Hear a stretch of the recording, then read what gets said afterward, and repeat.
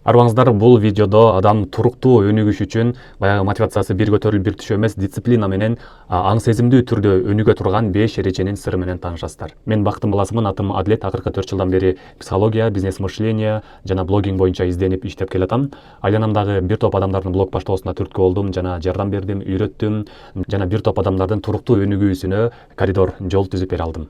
Араңыздардан 6 адамды тандап алып, мына ушул өнүгүүгө багытталган 6 негизги ой эреже менен интенсив өткөрөбүз. Психолог болот, бизнесмен болот жана блогинг боюнча, үн боюнча мен ментор болом. Келиңиздер, чогуу өнүгөлү. Интенсив бекер эле болот. Каалоочулар ссылка аркылуу басып, анкетаны толтуруңуз. Эмне үчүн сизди кабыл алышым керек? Бул видео жашоомду өзгөртүп, өнүгөм деген, үнүм менен иштеп, кантип үнүмдү жакшыртсам, дикциямды, речимди жакшыртсам болот деген, жана бизнес мышление, эмоционалдык абал, психологияга кызыккан, жана блог аркылуу жумуш жасап, акча тапкысы келгендерге пайдалуу болот. Кеттик. Эми мен азыр акылдуу сөздөр айтып лекция окугандан алысмын. Анткени баардык билим азыр ушунча информация, маалыматтын потогу ушундай үстүбүздөн басып калды, ушундай. Биз баардыгын билебиз. Бизге эч нерсе мындай жаңылык эмес да, таң калтырбайт бир нерсечи. Болгону биз ошонун арасынан керектүү нерсени алып, керектүү иштей турган бир инструментке токтолуп, ошону карманып алып алдыга кеткенди үйрөнүшүбүз керек. Мына ушундай 5 кадамды мен өзүмдүн жашоомду өзгөрткөн ушул 5 кадамды азыр айтып берем. Биринчиси эмоционалдык абал. Эми муну жөнөкөй сөз менен түшүнүү үчүн мына бул таблицаны карайлы. Энтузиазм, веселье, сильный интерес, консерватизм, скука, таратам, апатия, смерть деп турат да. Кээ бир адамдарды көрдүңөр беле? Ушундай коркунучта да. Болбой калсачы, үнүп кетсечи, караңгыда чыксаң тоноп кетсечи, анан ушинтип эле коркуп эле бирдеке болуп турат да, алдын ала страх деген жерде турат да. Кээ бир адамды карасаңар, веселье, дайым күлүп, жайнап, баардык адамдардан, баардык нерседен жакшы нерсени көрүп алат. Ушундай да, жашоосу дагы ошого жараша аныкычы. Веселье, сильный интерес, энтузиазм деген бөлүктөн өйдөксүндө гана адамда өнүгүү өсүү болот. Бирок ар кандай да кээде кайгырабыз, жакындарыбыздан ажырайбыз, башка болот, капа болобуз, ошондо адамдын эмоциясы ушуларда өйдө ылдый секирип турат. Биз өнүгүүнүн үстүндө болуш үчүн мына ушуну дайым өйдө кармаганга аракет кылышыбыз керек. Эгерде бул нерсени билбесек, бир аз кыйыныраак да, анткени балким бирөө сатып кетти же бирөө уруп кетти, башка болду, анан ага өчүшүп калдың да, өч алгың келип калды, мындай ичиңде кек калып калды. Ал мисалы скрытая враждебность деп коет да. Бул жакта ошону кечирбей ичиңде көтөрүп жүрө берсең, сен өнүгө албайсың, өсө албайсың.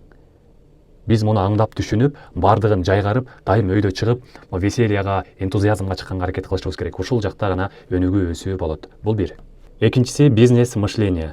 Сенин таап аткан акчаң, жашап аткан жашооң, айлана чөйрөңдө сүйлөшүп аткан адамдар, ошолордун деңгээли сенин ой жүгүртүүңдүн деңгээлине барабар. Сен эмнени ойлоно алсаң, акылыңдын жеткен чегинде гана жашай аласың. Бул өтө баналдуу сөз болушу мүмкүн, баардыгы билет, силер да билесиңер. Бирок муну туура жагынан аңдап, таанып, баягы бар го, угуу бар, анан түшүнүү бар да. Биз муну укканбыз, билебиз, бирок түшүнбөйбүз. Ушуну тереңинен ойлонуп түшүнүшүбүз керек.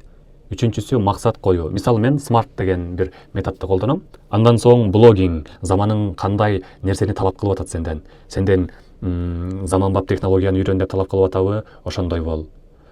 Сенден блогерствону үйрөн деп талап кылып атабы, тил үйрөн, саякатта бизнес кыл деп талап кылып атабы, ошону үйрөн. Ушундайдан түшүнүшүбүз керек да.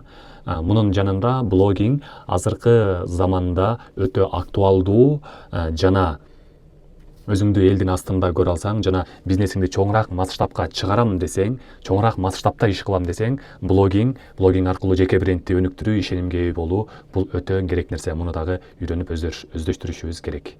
Мунун артынан эле жана буга жалпы өзүбүзгө болгон ишеним жана сүйлөп аткан сөзүбүз жана үнүбүз өзүбүзгө жага тургандай жана башкаларга дагы жагып, аларды өзүбүзгө тарта тургандай абалга келишибиз керек. Бирөө менен сүйлөшүп атканда сөзүбүз так, үнүбүз уккулуктуу болуп турса, угулуп турса, албетте биздин ийгилигибиздин бир чоң себептеринин бирөөсү. Эми акыркысы туугандар, аракет. Аракетти ким кандай түшүнөт? Мисалы үчүн бизнес мышленияны койдук, психологиялык абалыбызды туураладык, блогингди үйрөнүп атабыз, өзүбүздү өнүктүрүп, үнүбүздү, речибизди жакшыртып атабыз. Эми баардык теорияны алдык, ушуну аракет иш жүзүндө аткарышыбыз керек да. Аракет деген эмне? Мисалы үчүн бирөөдөн өткөндө тапшырма бердим да, эмнеге кызыгасың десем, блогерствого кызыгам дейт да. Анан кылып атасыңбы, эмне кылып атасың десем, аракет кылып атам дейт. Качан аракет кылып атасың?